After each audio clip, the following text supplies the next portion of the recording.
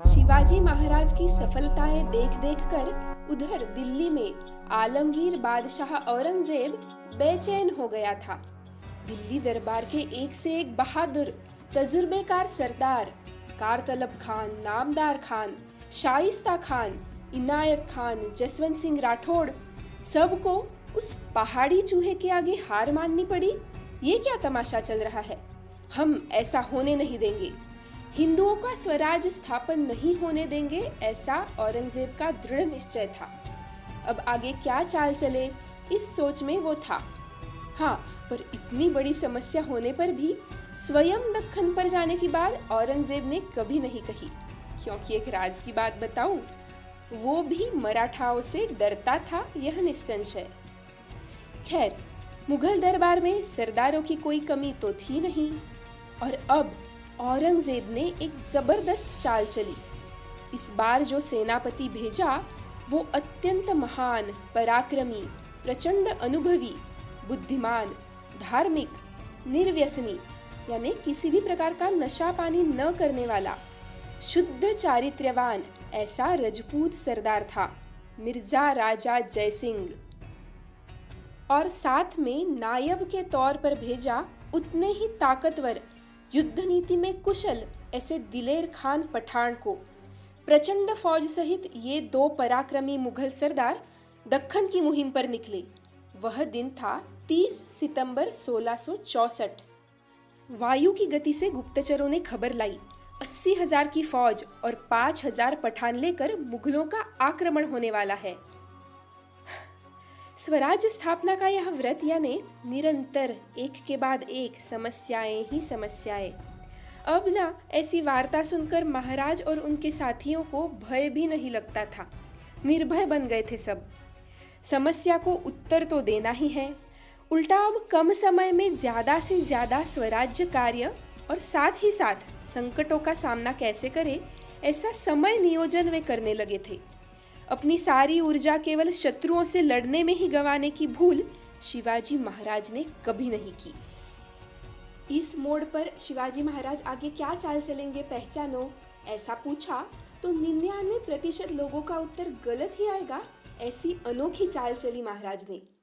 मुगल फौज यानी अजगर समान सुस्त दिल्ली से निकले हैं, पुणे तक आने तक 3-4 महीने तो लगेंगे ही।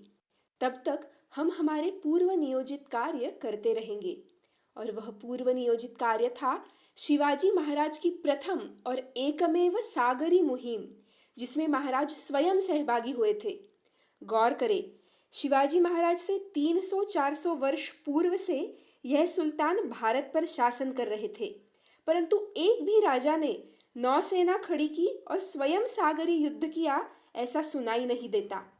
यह थी शिवाजी महाराज की दूरदृष्टि। फाल्गुन शुद्ध तृतीया दिनांक 8 फरवरी 1665 85 नौका, 3 बड़े जहाज और 6,000 सैन्य लेकर सिंधुदुर्ग से शिवाजी महाराज निकले। कहाँ? बसनूर, गोवा के दक्षिण दिशा में कर्नाटक के उडुपी जिले का यह शहर। मूल संस्कृत नाम था वसुपुर, कन्नडिगा बोलते थे बसरूर, मराठी लोग बसनूर और अंग्रेज कहते थे बरसिलोर। फरवरी 1665 में ही पोर्तुगीज और अंग्रेजों के बीच मुंबई के हस्तांतरण संबंधी कुछ कार्यक्रम होने वाला था, जिसके लिए उनकी ज्यादातर युद्ध नौका मुंबई गई हुई थी। इसी का फायदा लेकर महाराज ने यह कालखंड चुना। एक मान्यता ऐसी भी है कि वहां के स्थानिक राजा केलड़ी नाइक, उन्होंने शिवाजी महाराज को पत्र लिखकर विनती की थी कि पोर्तुगीज व्यापारियों ने हमारे शहर पर कब्जा कर लिया है, तो कृपया उनसे मुक्त होने में हमारी सहायता कीजिए।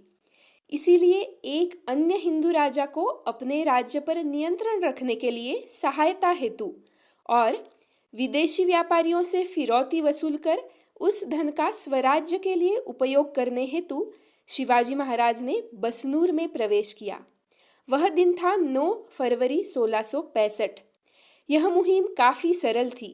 शिवाजी राजा आया यह समझते ही बसनूर के लोगों ने अपनी अपनी धन की थैलियां मावलों को सौंपी और महाराज के मावले भी अपनी पहले से सिखाई हुई नीति के अनुसार ही फिरौती की कार्रवाई निभा रहे थे।